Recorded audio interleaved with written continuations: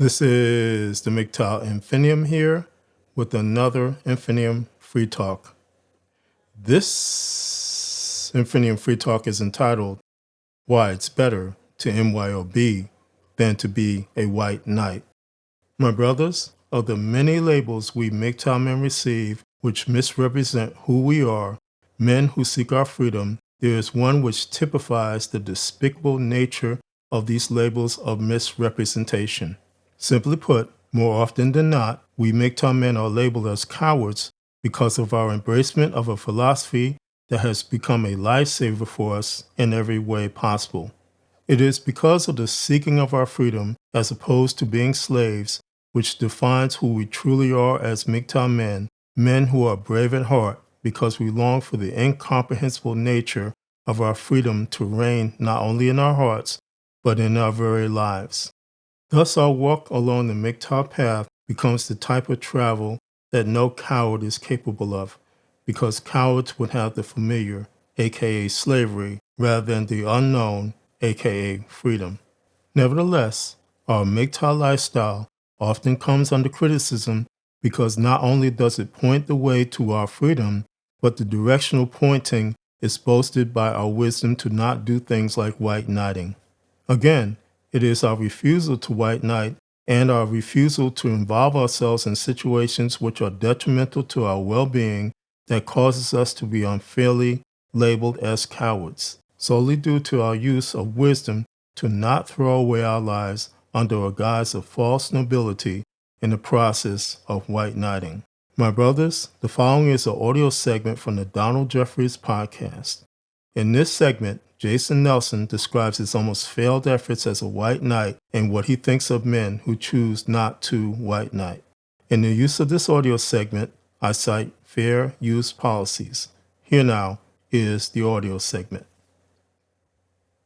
So tell us, so you mentioned before the show that, so you had an incident, was it last year, where you had to shoot someone or something? Talk about what happened there. Yeah. So like I said, my goals is serve my community, but you don't think that there's certain things that you're ever going to have to do. But, last July, my wife and I took a date night. For those who have 4 children at home and have been married 10 years, you know what a date night is. It means I take my wife to a nice dinner. I take her to a boutique hotel. I save up and make sure I can get her a suite, get her a bubble bath. I let her go to bed and I leave her alone and make sure because there's no kids crawling all over her, because that's what your wife needs. And so that's what we did. And we went to, it's called the Hotel Indigo down here in Waco. It's a boutique hotel. And we had dinner in the lobby and went up to go to sleep. And at 3 a.m, we woke up to screams, sounded like a child or a woman. And I initially thought it was a medical emergency. I was immediately out of bed. I threw on just some pants, shirtless, shoeless, went out. As soon as I opened up the hotel door, I recognized it was not a medical emergency. It was a woman out there screaming into a phone that there was a man trying to, I assumed she was calling 911, found out later it wasn't the case, but the man was in a room trying to kill these women. And so I retreated and got my firearm, 45, and told my wife to call the police. And she went and crawled into a bathtub. And I went out in the hallway. And we have a procedure for this. And what I mean by that is that after 20 years, you just kind of have a home defense procedure. But I went out in the hallway and tried to de-escalate a situation and draw a man out. And after seeing the 911, hearing the 911 calls, seeing the damages done. The long story short is that my attempts to de-escalate the situation and draw the man out succeeded until he made a decision to suddenly lunge for me and pick me up by my neck. I mean, I'm down to 170 pounds now, and I can't walk without a cane, right? So he picked me up and slammed me into a wall and went for my firearm, and I had no choice but to discharge the firearm and then still fight the man for a full minute while he pretty much gained control of my firearm despite my best efforts. But right when I was giving up the goat and thinking I was going to die, he started to fall, and I realized I had struck him. And I cleared the room, checked on the safety of the women in there, disassembled the weapon. But Looking back, one of the things that was crazy, not crazy, but it still haunts me in a way is there's a number of things that just seemed so wrong. One, I was alone out there, and having read the witness statements, I know that there were many men who cowered in their room, that a firearm wouldn't even have been necessary had they just come out. Yeah. This is a 350-pound, 6'5" monster of a man that I had to essentially engage in hand-to-hand combat with. And when you need the police in seconds, they're minutes away. And I'm not to demean the Waco PD. They responded. They didn't shoot me in the back, thank God. Oh, you're lucky. Yeah. Yeah, I mean, although Yeah. they put a weapon in my wife's face, she was in a room. I made it clear as I could with 911 as I was calling in a ambulance for the guy. And only one man did finally come out to help assist with medical aid. And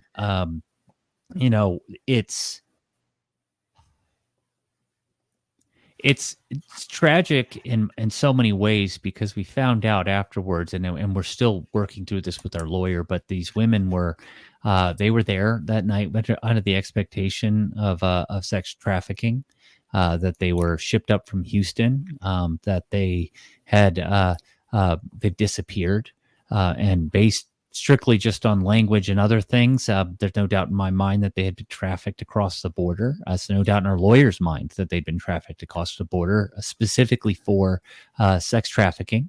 And even more terrifying that it's happening in our small town in Waco in a boutique hotel, and that it's possible it's been going on there for a while. We don't know.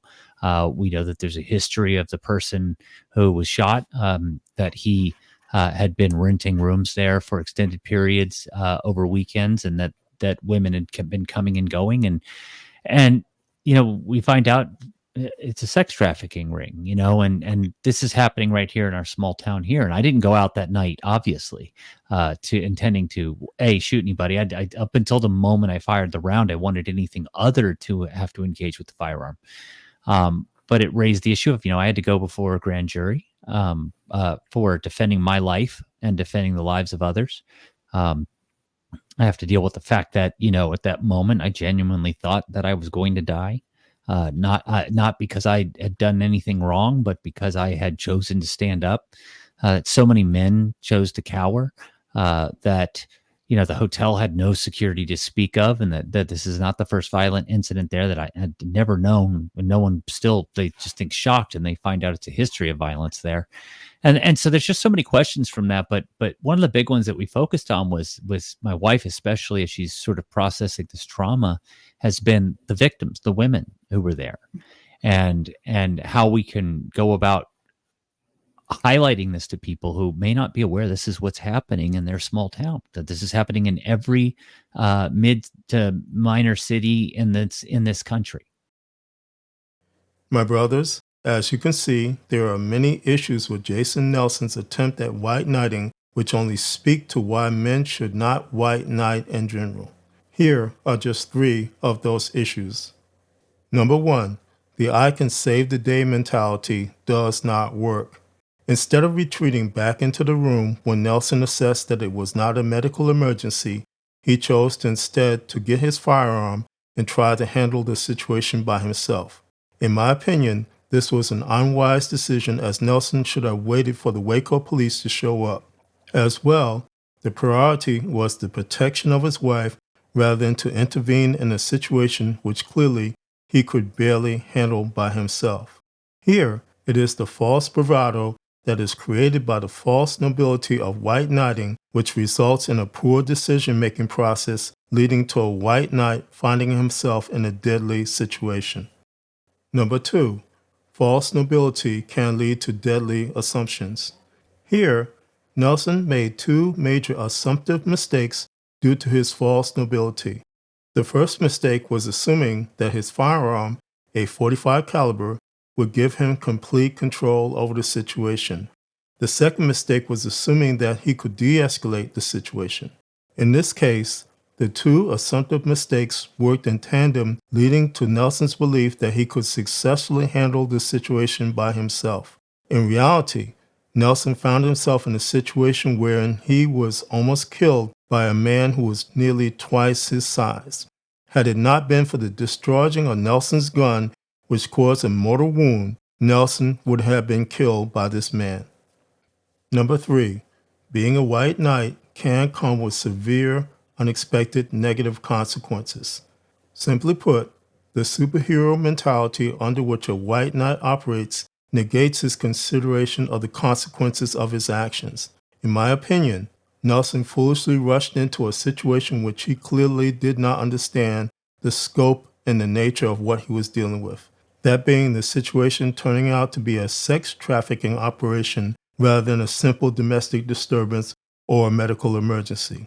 In that regard, Nelson was fortunate that it was just one man, because it could have been a group of men who had overwhelming firepower. The other issue is what commonly happens to white knights.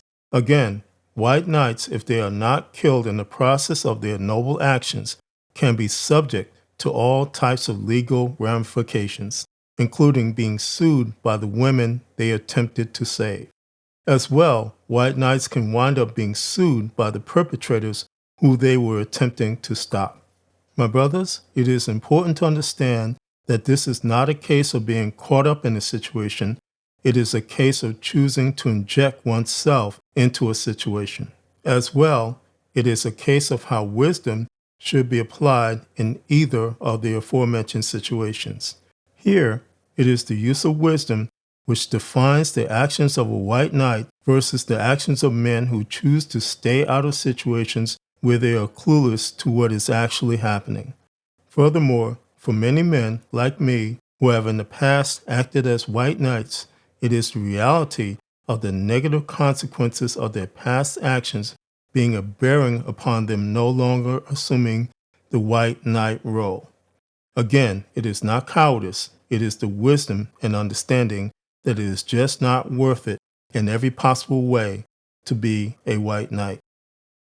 This is the MGTOW Infinium, and this has been an Infinium Free Talk. My MGTOW brothers, as always, stay safe, stay strong, stay on the MGTOW path, and remember, MGTOW is the liberation of men's minds. MGTOW cannot and will not be stopped.